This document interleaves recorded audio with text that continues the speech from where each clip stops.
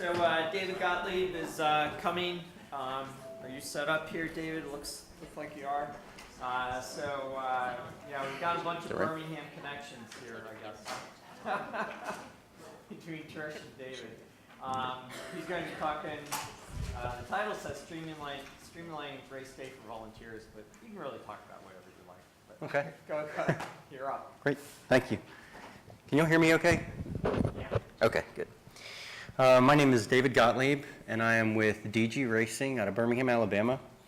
And we are an event management and timing company.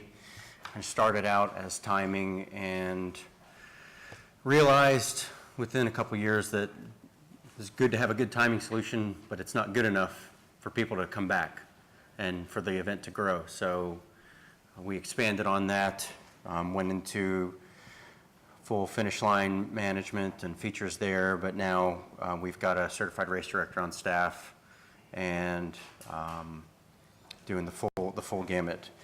We started out as kind of a favor for somebody who, a friend of mine was putting on a 5K across the street from my neighborhood in this little town in Birmingham, and he's needing somebody to time it, and I figured I could probably write something to do it. I'm a software architect for a living, so I did, and I mean, it wasn't great, but it went well enough, and I was just going to throw it away, and people started asking me when I'm going to do the next one, and I was just going to stick to tiny races and manually time them, and then before I know it, I had my laps on the phone, and here I am. But we use all custom software for all of our timing and scoring and our event management.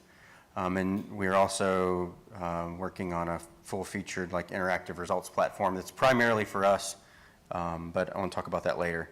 But so about streamlining race day and really about helping volunteers, what we noticed is, one of the big problems is the lack of data integrity.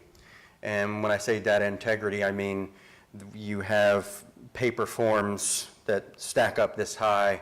You have volunteers that took it upon themselves to print out a spreadsheet of people to check in, highlighting them off, and then by the end of the day, you can try to gather all of that together and come up with, okay, this is how many people showed, this is how many people registered, but it's just turned out to be a mess, and I mean, from the software side of things and dealing with data a lot, in our perfect world, we want all of our data in one place. And that's what we try to do wherever possible. So that's kind of where RunSignUp came in with the kiosk mode. And I'll get into more of that later, but and the short answer to that is we've been paperless on race day registration for a year and a half. The other thing we found is lines, like lines for pre-race packet pickup, lines for pre-race registration, if you register day of, packet pickup there's 6 different lines in some cases, and it's confusing to people. They don't know which line to go in. I remember myself, one of the things I noticed when I used to race, I would sit in line and realize I get to the front, it's the wrong line. And there's one company that put on an event that I went to where they had one line that you pick up your packet in, and then you go to another line and wait to pick up your chip. So I guess I don't know, I try to make things as simple as possible, and if it's doable, we do one place to get everything. And the next thing is paper. I say it's 2016, it is. We have it for redundancy, but outside of that, I guess I ask why. Why do we use paper? We've eliminated it in every other area. I find myself picking up a pen maybe once a week. So why not try to apply it in this industry? And we have, and it's been really successful. Participants get irritated. They don't know where to go. They get out of their car, come to the event, and they don't know where to go get their packet. They want to know where their times are. They want to know where the results are going to be posted, where the start and finish is. All of that, where do I go for? And the other thing is undertrained volunteers. One of the things really where I really got the most from trying to apply it in our industry is I went to a University of Alabama football game, and their stadium, Bryant-Denny Stadium, holds about 92,000 people. And you would think that you need to show up 2 to 3 hours before the game because it'll take you forever to navigate through all of that. Well, they were so efficient in getting people from pretty much any parking lot in the city of Tuscaloosa to the race site, and then from the race site back to your car.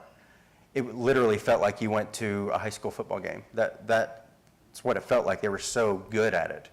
And you leave remembering that. Like you remember, man, that was so well organized. And I really think that when people leave a race, if it's very well done, volunteers know what they're talking about. When they're asked questions, they have answers. They don't be like, I'm just doing t-shirts. I think it leaves a mark, and it brings people back. I know it does for me, and I've kind of taken, if it works for me, I'm just going to assume it's going to work for others. So that's kind of where we get with undertrained volunteers.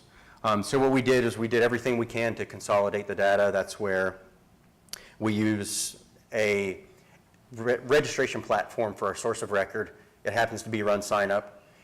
We have all of our data there. We don't store anything locally that does not come from RunSignUp. All your race divisions, if somebody comes up to us in the middle of a race or after the race and says, we changed events, or I put in my gender wrong, or this or that, we tell them either I can go do it for you, or if you could, just go to RunSignUp and update it, and it immediately updates on our platform. We don't want to be updating it ours, and then it's not in RunSignUp now, and you've got 2 sets of data, which, at the end of the day, creates a lot of problems. Signage, we printed lots of signs, lots of big signs. Signs for race day registration, packet pickup. We even have an information booth where if you have any questions, you just go to this booth and they can answer them. And it's really improved. Like, we've gotten lots of good, solid feedback from runners that they're not irritated. They walk away saying, that is the most well-organized event we've ever been at, thank you. And that's what we want. So giving them more information than what they need, and it all comes down to communication, like just communicate with them like you would anybody else at work or at home, and invest in your volunteers. And I'm going to get into that. But for the data consolidation, what we do is a lot of the race directors or the event owners will say, well, we have a stack of papers. I was going to just kind of hand them out. And we really just tell them, unless you absolutely have to, no. Just give a QR code, give them a little printout business card or something that they can go to the website and do it. Like the less paper that you're dealing with, the better off we are. And every printed spreadsheet, like Excel, I know everybody likes Excel, and it has its purposes, and it can be useful, but every time you print out a spreadsheet or someone else has a spreadsheet of their own, that is another set of books, I guess I call it. Like you're now keeping 2 sets of books. And when it comes to after the race, everybody's doing post-race meetings and all that, you're now got, I heard somebody had a spreadsheet on race day that they were highlighting people off. Does anybody know where that is? We want to eliminate that and kind of stop them before they go too far. And I use the joke I don't do this full time. I actually work a regular 8 to 5 job. And some people, when they don't get from us, the software group, what they need fast enough, they're like, well, maybe we could spin up an Access database. And we just immediately have somebody go to their computer and uninstall it. Access is the devil. It is, but that's another discussion. So yes, our software, it operates entirely off of a service backend. We have a service layer that sits between our software and the actual data. So of course it would never happen, but if RunSignUp ever went belly up, we just swap out our provider and it's going to continue to work as would with anything. But we use RunSignUp as our backend service layer, and all of our data is stored there. So any changes, like I was saying earlier, any changes made to runner's information, the race, the divisions. We don't put our own divisions in. We obviously go behind them and make sure that nothing looks strange, but we usually have our customers actually put in their own divisions, and they do it on RunSignUp, and we just download them. We don't type them in or anything like that. So we don't make any local changes. That would be bad, because then you get those two sets of books. And we put the onus on the participant, the volunteers, to correct their information. If something's wrong, you go do it. Nobody is better to correct that than you, the one who owns it. So we've had really good luck with that. So what you get from that is dead accurate metrics. So you can go back and look at where your peaks and valleys were during the registration periods. And if say the race is in July and you saw just it really died early June, next year you go after June. Say early June, we're going to really make a change, and we're going to make that stay at a peak. So you can't get metrics like that if you're handing out paper and keying them in manually. You know exactly who showed up for the race and who didn't, because they've got to check in. And if you train your volunteers how to check in, you get accurate metrics there, and how they paid, how much they paid. If somebody showed up with a 20 and the race was 40 and you decided to cut them a break, like, you'll know that. There's all kind of benefits when that data is in one place instead of 12. So the most asked questions, and you probably have the same, that get asked by our participants is, can I find a course map somewhere? What time are the awards? Where's packet pickup, and where's the finish line? Like, those are all, even though there's a big banner that says finish. Not only do we have people ask that, we actually have people that will, at the finish line, and I know I'm not the only one that's seen this, where they will go around the finish line to finish. Has anybody seen that? I don't know. But it happens. And so we put signs up for the finish line. Under the sign says finish. So just to clear anything up, but the signs that we put for packet pickup, pre-race packet pickup, invest in those. Buy them once. If you want to charge for them, like to rent them out, I guess you could do that, but I mean, you're really in the end helping yourself. So you're the one associated with that race. That race is yours, so they're going to walk away, with a good opinion. So those questions, answering those questions, train your volunteers and communicate to their participants. One of the goals I have is when a runner shows up, if they go to a race director for anything, then we've dropped the ball somewhere. I don't want them to talk to the race director for anything. There should be either a sign or a volunteer that should be able to answer those questions. The race director should be involved in making sure that everybody has with all of the people that they have delegated to have what they need to do their jobs. So yeah, that being the goal, I jumped ahead. Our information station, big signs, lots of signs, and get them the results as fast as possible. And if the platform you're using doesn't do it fast enough, build your own. That's where our results, so that what we do comes in. SMS, we've been texting results since I first started this. I know when I ran, I couldn't stand to wait for my time. I never understood it, why it took so long, or,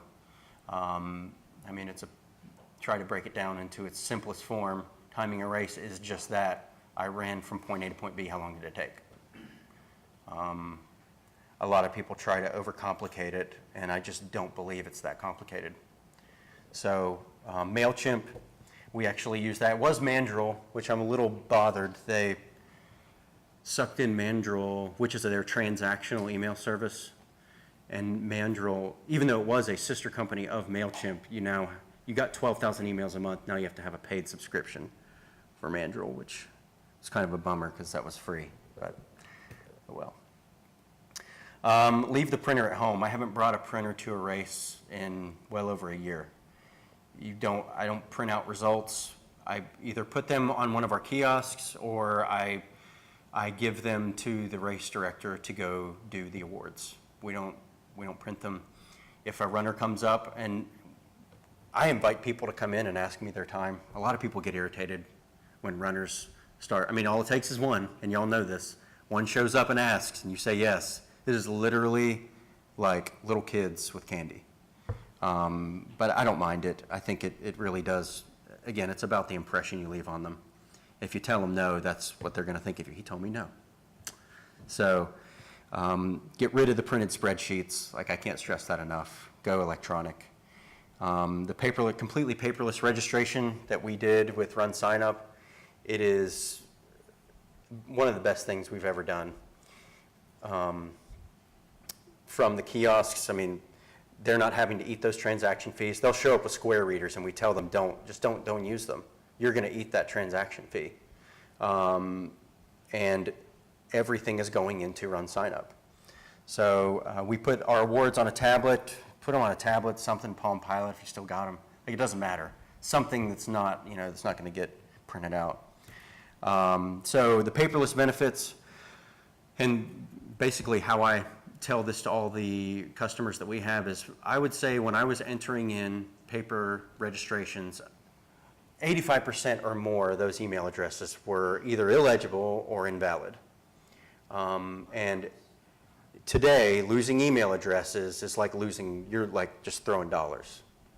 I mean, that is another person that you can market to next year. So if you're using paper and losing 85%, where are you getting your emails from? How are you getting this information back out to them? So we would get a lot of hard bounces on email addresses that either they wouldn't put them at all, or, I mean, everybody who shows up to register for a race is in a hurry. So they're like hurrying, and people's email addresses, it's ridiculous. Still have AOL accounts. Okay, it's 10 years ago. And Yahoo and Hotmail. But that's, again, another conversation. But they're wrong. And with this, I mean, we have every single email address of every runner that's ever crossed our finish line. And unless they typed it in inaccurately, which, is still possible, that basically goes away.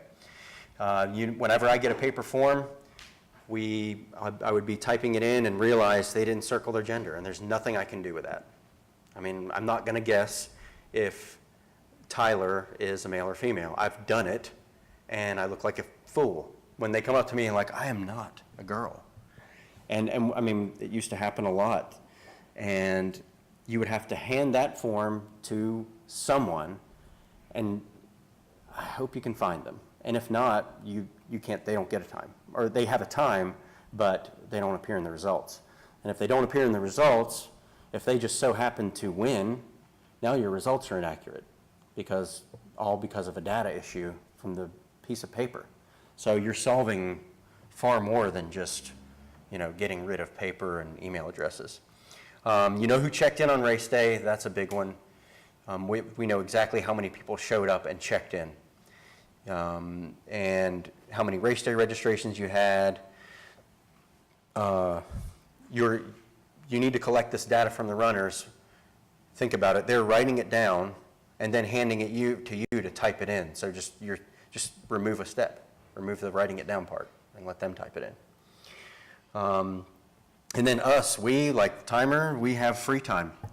My software talks to RunSignUp, it polls it, and all of their information gets pulled in real time. So I don't ever, once I show up on race day, I don't even pull up my laptop until a few minutes before the start, because I'm not typing anything in, and if anybody fat-fingered something, they're going to go correct it and RunSignUp, and I'm going to see that change. So I don't have to worry about, or if somebody swapped events, they don't even have to come tell me that. It's given us time to, we offer different finish line packages for anything from just a couple of cones all the way up to a big metal steel truss structure. And I mean, until, within the last year and a half, it was just me.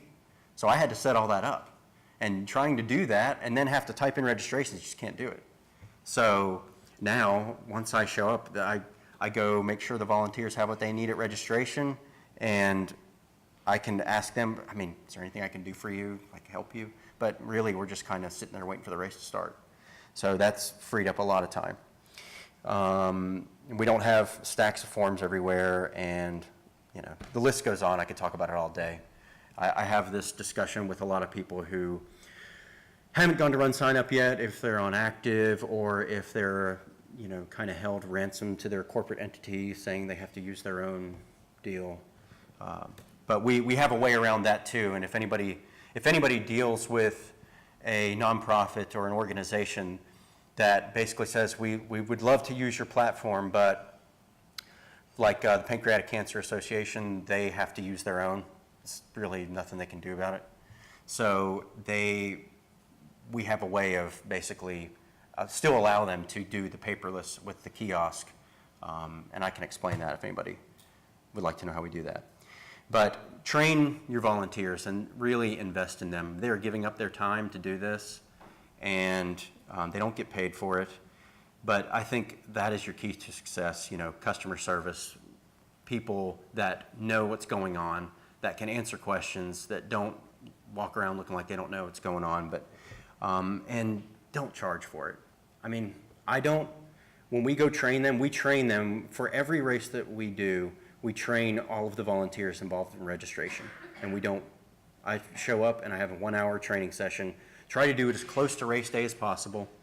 We usually do it on a Thursday, because if they have a packet pickup on Friday, that gives us Thursday to train them, keep it as close as we can so that it's fresh in their minds.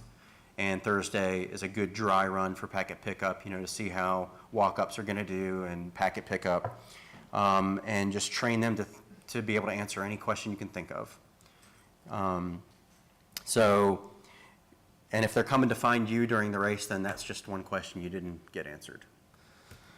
So at the end of the day, it really doesn't matter how accurate everything is. If your customer service was bad, if you're irritated, if you're stressed out and you're telling people to leave you alone, I mean, it won't matter. Even if you do your job right, customer service and how you treat people is, I think, the key, and what has been the key to our success. So, I know making your sponsors feel special, roll out the red carpet for them, and was the timing official friendly and approachable? I've run races where, the timer's like a raccoon on rabies. Just stay away from him. He's just real irritated and angry, and don't dare go ask him where the times are. I just hate that, and I didn't want to operate that way. So, all that being said, I kind of may have moved a little fast. Does anybody have any questions? How do you actually manage and coordinate and train your volunteers? Are they repetitive across weeks, or is it a new set every week? So for each event that we do, it's a different organization, and they have a different set of volunteers. So we usually do Thursday at 6 o'clock, and basically based on the number, and he asked, I'm sorry, I repeat his question, how do we manage the volunteers and training those sets of volunteers, whether they're repetitive over the weeks before and upcoming races. But basically, we have a training session on Thursday, try to do it Thursday at 6 o'clock, and we have them bring every volunteer involved in registration. And if they're not sure how many, we kind of gauge the number of participants they're going to have, and that's how we come up with the volunteer number. So for paperless, for the race day registration, the way we do it is so you have somebody, we have the kiosks, and then you have, if we have a day where we're going to use all 6, we have 6 kiosks, and in most cases, even for some of your larger races that do race day registration, you don't need all 6. Because those kiosks, and what we tell everybody, they are strictly for convenience. Like if you left your phone in your car, if you don't want to wait in line, we give a QR code. Go register on your phone. It's the same thing. Skip a line. So if it's like 1,000 people, we'll say, okay, we'll do 5 kiosks, and I would do 8 people at packet pickup. And for every person that's doing packet pickup, which means they're going to be sitting behind a laptop and nothing more. They're not going to be getting up and going to get packets. They're going to sit at a laptop, and they're going to have somebody shadowing them. So that's 16 people there. One person shadowing them, basically going to get the t-shirt size, bib number, and their packet. And then...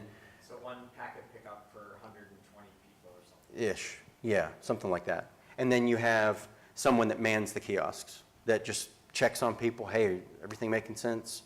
Every once in a while you get people up there that just don't get it. And that's okay. Use laptops We use iPads.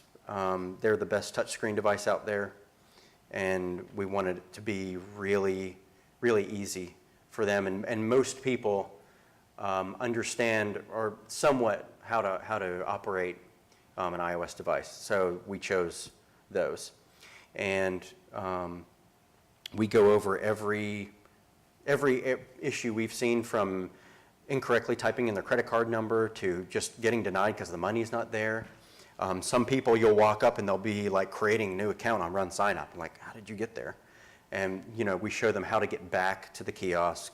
We always say, okay, we bring in this cheat sheet and we have them put down the web address of the kiosk, and mainly, like in big bold letters, their race ID, because it's the 146891098, whatever it is.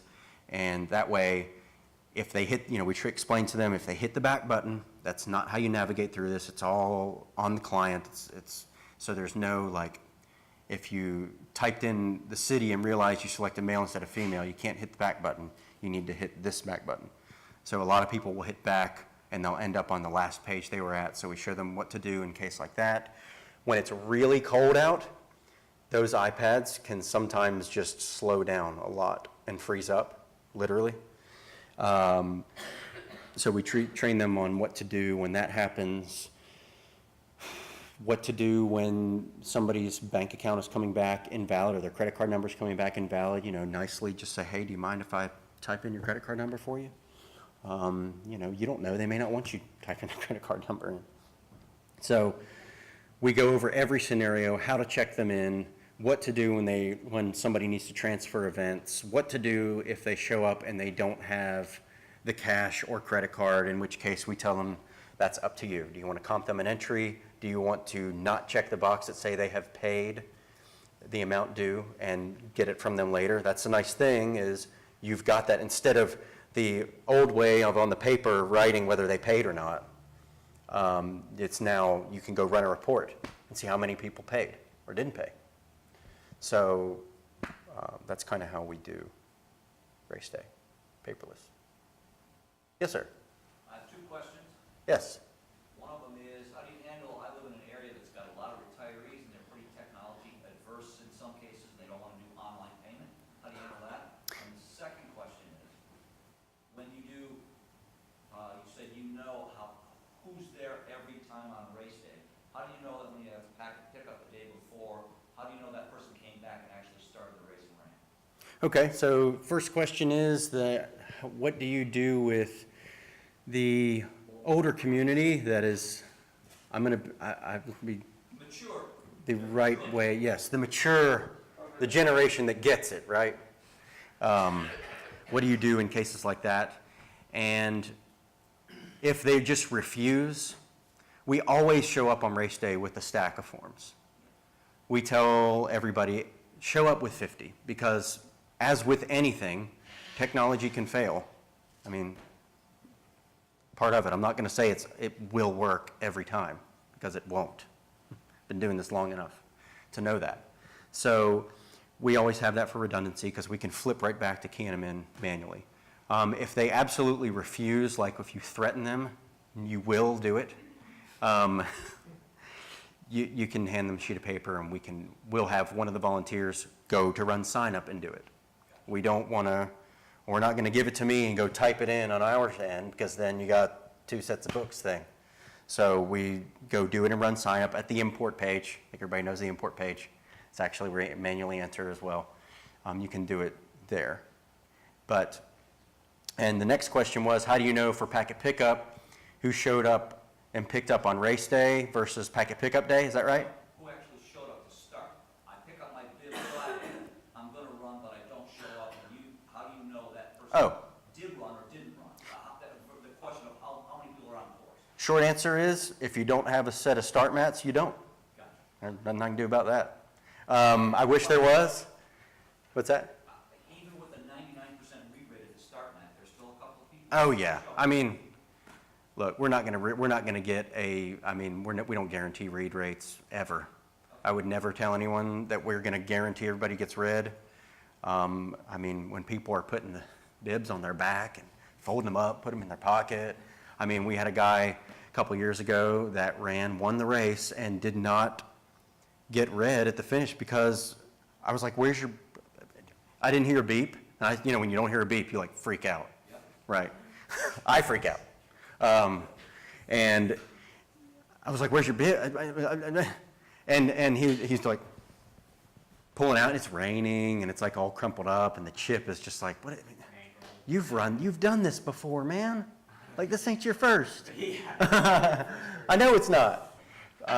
So we want to get. So you're close, but there may be a couple of people that slip through. That's right. And I may have said that we know with absolute 110% certainty we know who showed up. Let me correct that. We don't. But we get much closer to it than if you were sitting there with a stack of paper forms. Regarding the beep, people say, doesn't that annoy you? And I say, that's the sound of making money. That's what? That's the sound of making money. Yes, right. That's right. And if you didn't beep, which means you didn't buy a chip, I'm not interested. That's a bad attitude. Yes, sir. So how do you handle a race day registration when you do not have internet access? When you don't have internet access? Well, we have our folks at RunSignUp that provide a completely disconnected state for their app that we can do it now. That's coming. Not quite yet. It's soon. It's here. The- Bob said it's already released and it's the live. app's here, So, but that offline capability isn't. And what we're going to be putting into that is the ability to like basically kind of just take off a USB type of read of CSVs of people that have not been uploaded yet. the really nice thing about like this day and age. Well, we need it for We don't have registration. it. I understand that. Yeah. We're gonna. We're It's in the coming. woods. We're in the It's woods. coming, Yeah. but it's just we haven't made that. Like the last race on Sunday, I Don't uploaded. use it on Sunday. No, Where's we'll the be ready. reason? We won't be ready by Sunday. We got tied up for the first 3 days of this week, so it would have been ready by Sunday, but you guys. There was 3 of us at the finish line and start line, and then work, and then 10 people showed up and stuff, because people picked up their phones and filled the Yeah. seats. Yeah. So that's where how we operate. That's where we are. Yeah. So in this day and age, like 2016, the capabilities that are available primarily in the web browser, HTML5, it's really easy to store lots of data locally, like on the machines being run on. So to do like a completely disconnected registration state like that, I mean, that's just getting easier.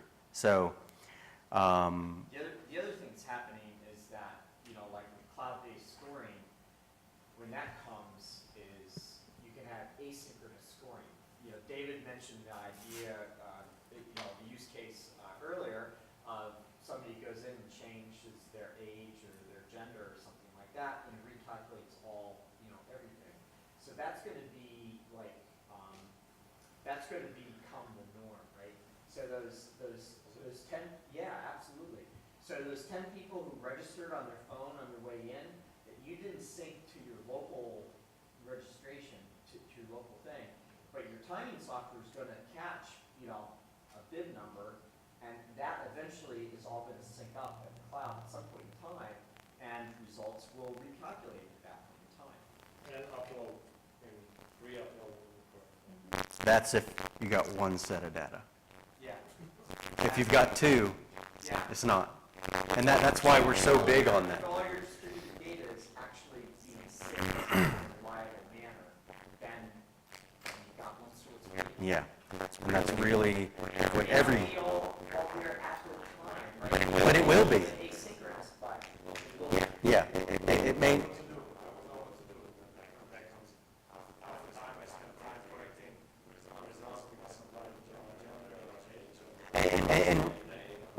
and when I mean, their error, like, the biggest thing we run into is when people have a 5 and a 10K, and it's the same course. And when people are switching, and there's, I mean, now the good thing is they can go, we always tell them, if you do that, that's totally fine, great. There was dropping down, but if you do, totally fine, just please either tell someone or go into RunSignUp and change it. So that we know, because there's nothing you can do about it if they don't tell you. I wish there was a way. I mean, we can pull up the results and look at a 25-minute 10K finish, you know that. But, you know, a 39-minute, you may have. We run into that a lot. So it's still their responsibility to come back and tell someone. But, any other questions? Awesome. Thank you guys for having me, and I really appreciate it.